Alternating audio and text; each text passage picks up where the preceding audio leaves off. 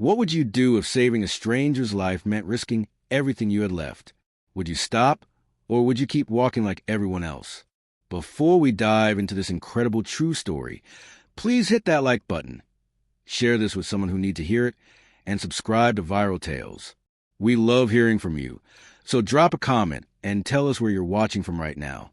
Marcus Thompson dragged his feet along the dirty subway platform. Every muscle in his body hurt. His back felt like someone had been hitting it with a hammer all day long. His fingers were stiff and sore from lifting heavy boxes for 12 hours straight. He was 37 years old, but tonight he felt like he was 100. The train doors opened with a loud screech. Marcus squeezed inside with all the other tired people heading home.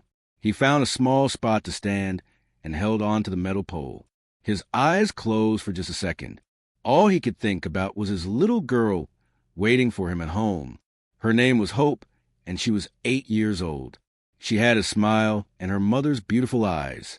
Every morning before school, Hope would make him promise to come home safe. Every night, Marcus kept that promise. It was the only promise that mattered anymore. The warehouse job was hard. The pay was small. But it kept food on the table and kept the lights on in their tiny apartment. Marcus had another part-time job on weekends at a grocery store. Between both jobs, he barely had time to sleep. But Hope needed new shoes. Hope needed school supplies. Hope needed a father who showed up no matter how tired he was. The train rumbled through the dark tunnels under the city. Marcus opened his eyes and checked his phone. 8:45 at night. If he hurried, he could be home by 9:15. Hope would still be awake. They could talk about her day. Maybe she would show him the drawings she made in art class. Those 20 minutes before bedtime were his favorite part of every day. The train stopped at a station. Marcus climbed the stairs slowly, one step at a time. His legs felt like heavy stones. When he reached the street level, the cold night air hit his face. It felt good. It woke him up a little bit. The city was still busy even though it was late. People in fancy suits rushed past him talking on their phones. Cars honked at each other in the street. Bright signs flashed everywhere, trying to sell things Marcus could never afford. Food carts filled the air with smells of hot dogs and roasted nuts. Street musicians played guitars, hoping someone would drop money in their open cases. Marcus walked past all of it. He had learned long ago not to look at things he couldn't have. He kept his eyes forward and his mind on getting home. He stopped at the small corner store. The bright lights inside made him squint. He needed to grab something quickly. Hope had sent him a text message earlier. She had a school project due tomorrow. She needed poster paper and some markers. Marcus looked at the price tag. $13. He did the math in his head quickly. That was money he planned to use for lunches next week. But Hope needed it for school. School was important. School was how she would have a better life than him. He paid the man at the counter and walked back outside with the small bag. His phone buzzed. It was Hope. "Daddy, when are you coming home?" "I miss you." Marcus smiled for the first time all day. His fingers moved across the screen. "Almost there, baby girl. Daddy loves you so much." He put his phone away and started walking faster. The bus stop was just 2 blocks away. If he caught the next bus in 5 minutes, he would be home right on time. That's when Marcus saw her. About 100 feet ahead, a woman had stopped walking. She was leaning against a brick building with one hand pressed flat against the wall. Her other hand was clutching her chest. She looked rich. Her clothes were expensive, the kind Marcus had only seen in store windows. Her shoes probably cost more than his rent. Marcus slowed down. Something was wrong. The woman looked like she was in pain. Her face was twisted up weird. She was breathing hard, trying to catch her breath. Maybe she just needed to rest, Marcus thought. Maybe she drank too much wine at dinner. Maybe it was none of his business. He had his own problems. He needed to get home to Hope. The woman's legs gave out. She fell to the ground hard, like someone had pulled her bones right out of her body.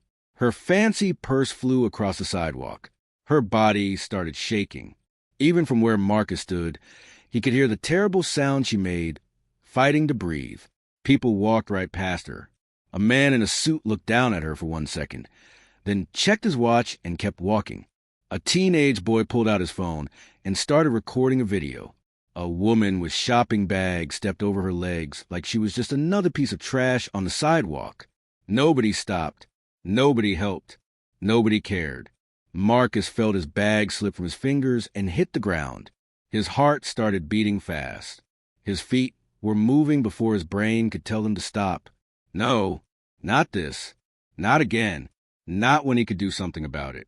He pushed through the crowd of people. They barely noticed him. He was just another person in their way. Marcus dropped to his knees next to the woman. The ground was cold and rough. It hurt his knees right through his work pants. Up close, he could see her skin was turning gray. Her lips were blue, like she had been eating blueberries. Her eyes were open wide, full of fear, but she wasn't really seeing anything. Marcus had seen that look before, 3 years ago, on his wife's face. The night everything changed forever. "Ma'am, can you hear me?" His voice came out shaky. His hands were already moving to help her. "Ma'am, I'm going to help you. Stay with me." She didn't answer. Her chest was barely moving. She was dying right there on the dirty sidewalk, while hundreds of people walked past like nothing was happening. Somebody called 911. Marcus yelled as loud as he could. His voice echoed off the buildings. "Call 911 right now." Everyone kept walking. Nobody wanted to get involved. Nobody wanted to be late. Nobody wanted to be the one who had to care. "Please!" Marcus screamed. Someone call for help. Finally, a young woman stopped. She pulled out her phone with shaking hands and dialed.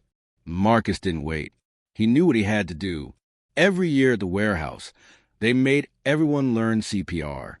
Marcus had sat through those boring classes, half asleep, drawing pictures on his notepad. He never thought he would actually need to use it. But he remembered. Push hard. Push fast. Don't stop. Marcus tilted the woman's head back. He checked her mouth to make sure nothing was blocking her throat. Then he placed both hands in the center of her chest, one on top of the other, and he started pushing. 1, 2, 3, 4. Push down hard. Let the chest come back up. Don't stop counting. The woman's body jerked with every push. Her fancy jacket bunched up under his hands. Sweat dripped down Marcus's face even though the night was cold. His arms started to burn. His shoulders screamed at him to stop. He kept going. 15, 16, 17. Don't think about anything else. Just keep counting. Just keep pushing. Just keep fighting. But then the memory came crashing into his mind like a wave. He couldn't stop it. He was back in his kitchen 3 years ago. It was a Tuesday morning. Hope was at school. Marcus had just gotten home from his night shift. He found his wife on the floor. Her name was Sarah. She was lying there so still, her eyes open but not seeing. Marcus had dropped to his knees just like this. He had pushed on her chest just like this. He had screamed for her to come back just like this. The doctors told him later it was a brain aneurysm. It happened so fast, she probably didn't feel any pain. There was nothing anyone could have done. But Marcus didn't believe that. He still heard his own voice screaming her name. He still felt her cold skin under his hands. He still remembered how Hope cried for 3 days straight asking why Mommy wouldn't wake up. 20, 21, 22. Marcus blinked hard. Tears mixed with the sweat on his face. Not this time. This time he could save someone. This time his hands could bring life instead of just holding death. "Is she dead?" someone in the crowd asked. Their voice sounded curious, like they were asking about the weather. "Should he even be touching her?" Another person said. "What if he gets sued?" "Someone record this. This is crazy." A third voice added. Marcus blocked them all out. They didn't matter. Nothing mattered except the counting. 28, 29, 30. He bent down close to the woman's face. He pinched her nose shut and breathed into her mouth twice. Her chest rose and fell. Then he went right back to the compressions. His hands were going numb. His shoulders felt like they were on fire. He had been working for 12 hours before this. His body had nothing left to give. But Marcus kept pushing. 1, 2, 3, 4. In the distance, sirens started wailing. They got louder and louder. The crowd finally moved out of the way as an ambulance pulled up to the curb. Its red and white lights painted everything in strange colors. 2 paramedics jumped out with their bags and equipment. They moved fast, like dancers who had practiced the same routine 1,000 times. "I got a pulse," Marcus said. His voice was rough and scratchy. He was breathing hard. "It's weak, but it's there. I can feel it." "You did great," the first paramedic said. She was a woman with kind brown eyes and quick hands. Her name tag said Rodriguez. She knelt down on the other side of the woman and immediately started checking her vital signs. Her partner, a tall man with glasses, brought over an oxygen mask. "How long was she down before you started CPR?" Rodriguez asked. Her hands never stopped moving. She was hooking up wires and machines to the woman's chest. "Maybe 2 minutes," Marcus said. "I did compressions for about 4 or 5 minutes before you got here." Rodriguez looked up at him for just a second. There was something in her eyes that Marcus couldn't quite read. Respect, maybe, or surprise. "What's your name?" she asked. "Marcus. Marcus Thompson." "Well, Marcus Thompson, you saved this woman's life tonight," Rodriguez said. She said it so simply, like it was just a fact. Like saving lives was something that happened every day. If you hadn't stopped, she would be dead right now. Marcus didn't know what to say to that. His brain felt fuzzy. His hands were still shaking. He watched as the paramedics lifted the woman onto a stretcher. They moved so fast. Within seconds, they had her hooked up to machines. Little screens beeped and showed numbers that Marcus didn't understand. "Let's move," Rodriguez called to her partner. They started rolling the stretcher toward the ambulance. Marcus stood up slowly. His knees cracked and popped. Pain shot through his legs. He looked down and saw the woman's purse lying on the ground. Papers had spilled out of it everywhere. Business cards, receipts, a fancy pen. He quickly gathered everything up and ran to the ambulance. Rodriguez was already inside with the woman. Marcus handed her the purse. "Thank you," Rodriguez said again. She looked at him like she wanted to say more, but there wasn't time. "You're a hero. Remember that." Then the doors slammed shut. The ambulance pulled away with its siren screaming. Marcus watched it disappear into the river of cars and lights. Within 30 seconds, it was gone. Just another set of red taillights in the distance. The crowd melted away immediately. Everyone went back to their own lives. The teenage boy was probably already posting his video online. The businessman was probably making his dinner reservation. The woman with shopping bags was probably thinking about what to watch on TV. In less than a minute, the sidewalk looked exactly the same as before. Like nothing had happened. Like a woman hadn't almost died right there. Like Marcus hadn't just poured every bit of strength he had left into saving a complete stranger. Marcus bent down and picked up his bag from the store. The poster paper was bent at the corner. His sandwich from lunch had been crushed into a flat mess. He would have to make a new one tomorrow. That was okay. At least he was alive to make it. His legs felt like jelly as he walked to the bus stop. His whole body was trembling. He couldn't stop replaying everything in his mind. The woman's gray face, the counting, the compressions, the sound of the sirens, Sarah's face flashing in his memory. He collapsed onto the hard plastic bench at the bus stop. His phone buzzed in his pocket. He pulled it out with shaking fingers. 9:23 at night. He had missed his bus. The next one wouldn't come for another 15 minutes. Marcus typed out a message to Hope. "Daddy will be a little late, baby girl. I'm sorry. I love you so much." The reply came back almost instantly. Little hearts appeared on his screen. "It's okay, Daddy. I already finished all my homework. And I made you a surprise." Marcus stared at those words. His eyes burned with tears. He didn't want to cry. Here he was, covered in sweat, his body aching, his mind full of ghosts. And his little girl was at home making him surprises. She deserved so much better than this life. She deserved a father who came home on time. She deserved a mother who was still alive. But this was all Marcus had to give. He showed up every single day. He worked until his body screamed. He came home no matter how tired he was. And sometimes, like tonight, He stopped to help people even when he had 100 reasons to keep walking. A cold wind blew down the street. Marcus pulled his thin jacket tighter around his body. He watched the cars go by, all those people rushing to wherever they needed to be. Did any of them know how fragile life was? Did any of them understand that everything could change in a single heartbeat? The bus finally arrived with a hiss of air brakes. Marcus climbed on and found a seat near the back. His reflection stared back at him from the dark window. He looked old. He looked tired. He looked like a man who had been carrying too much weight for too long. But he also looked like a man who had saved a life tonight. That had to count for something. Even if nobody knew his name. Even if nobody would remember him tomorrow. Even if that woman never knew who he was. He had stopped. When everyone else kept walking, Marcus had stopped. And that choice, that single moment of decision, had pulled someone back from death. It had given a stranger another chance to see tomorrow. Another chance to hug the people they loved. Another chance to live. The bus rolled through the dark streets toward home. Marcus closed his eyes and let the rumbling engine rock him. In 20 minutes, he would walk through his door. Hope would run to him with her surprise. Maybe it was a drawing. Maybe it was a card she made. It didn't matter what it was. What mattered was that he would be there to see it. That was enough.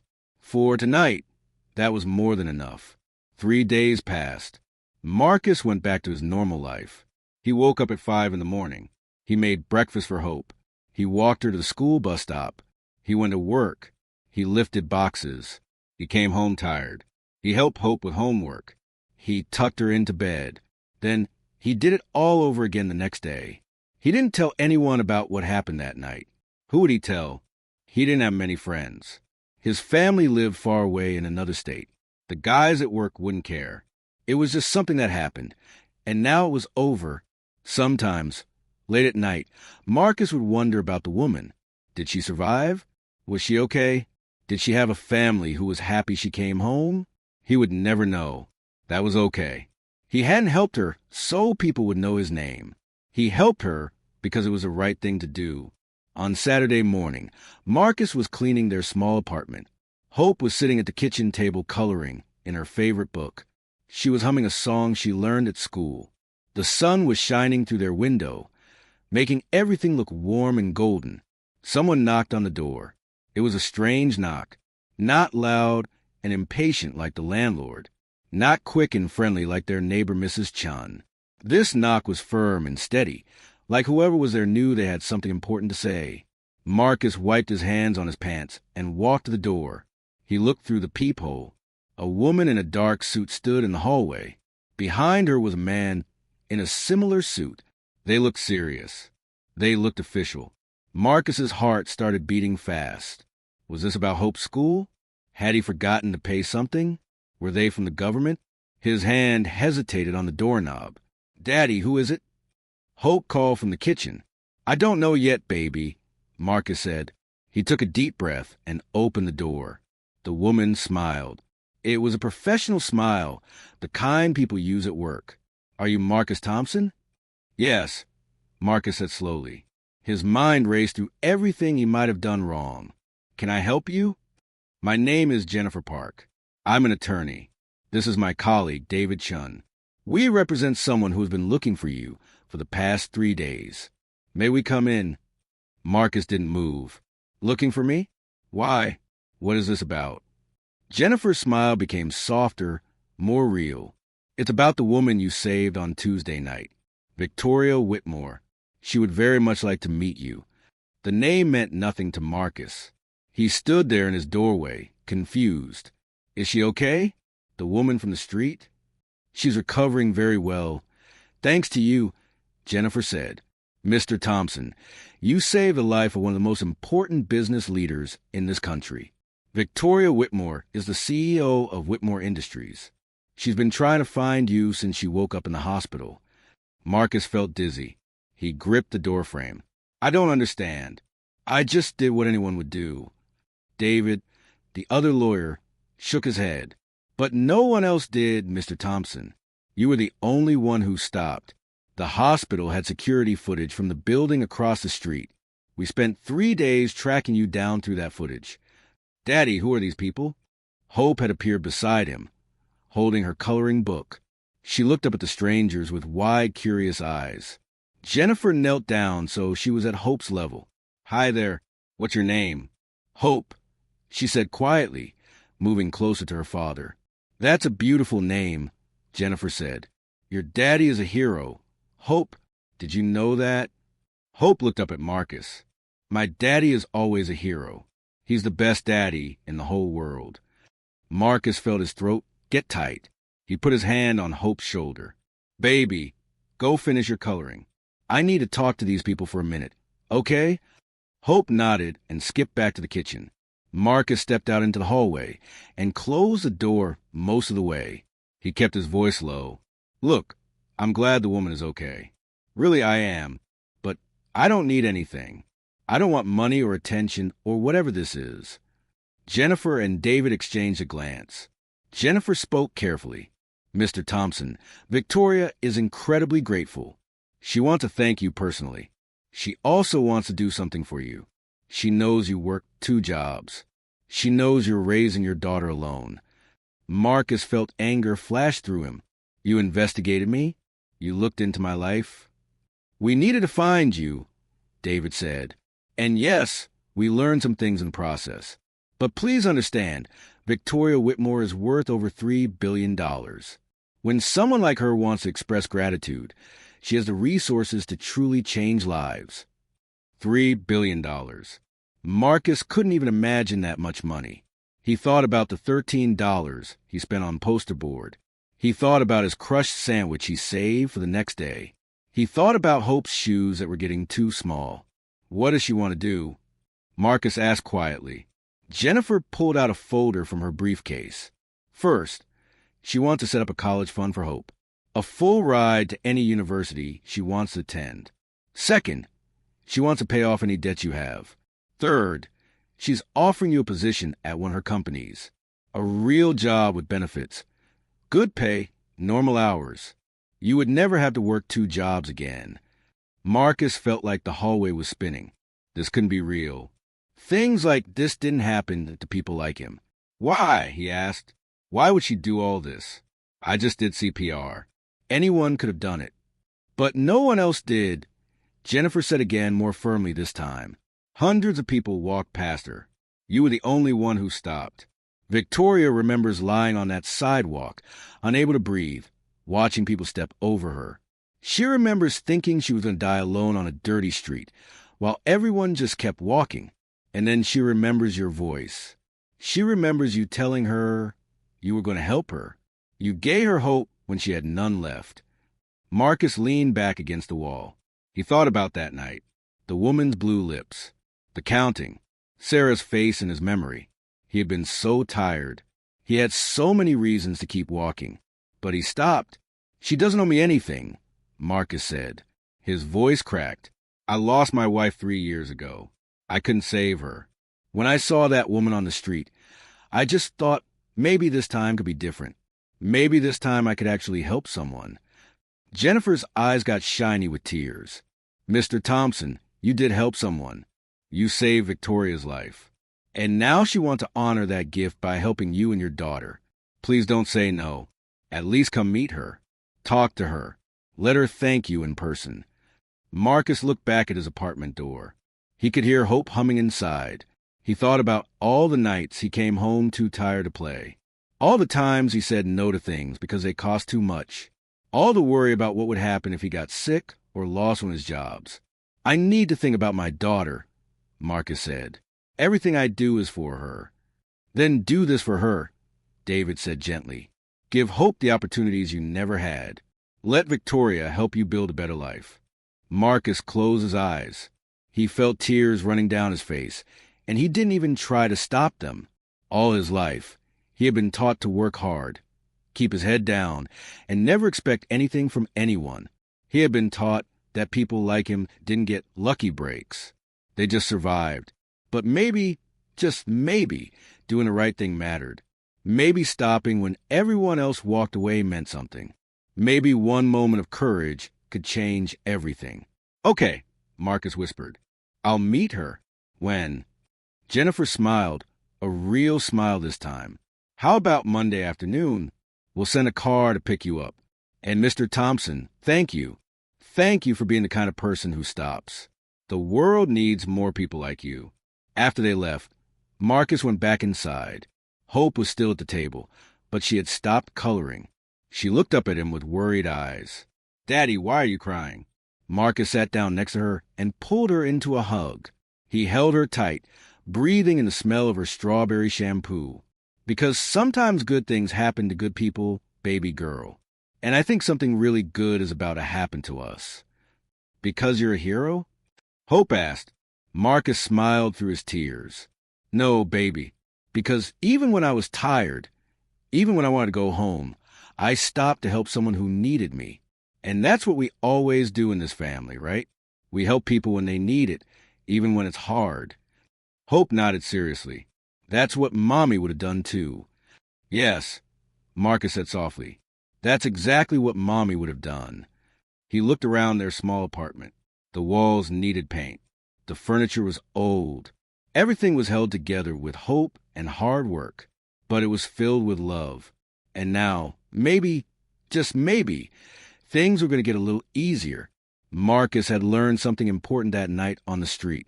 When you do the right thing, even when nobody is watching, even when you have nothing to gain, the universe sometimes notices. Sometimes kindness comes back to you in ways you never expected. He had saved a stranger's life, and in doing so, he might have just saved his own.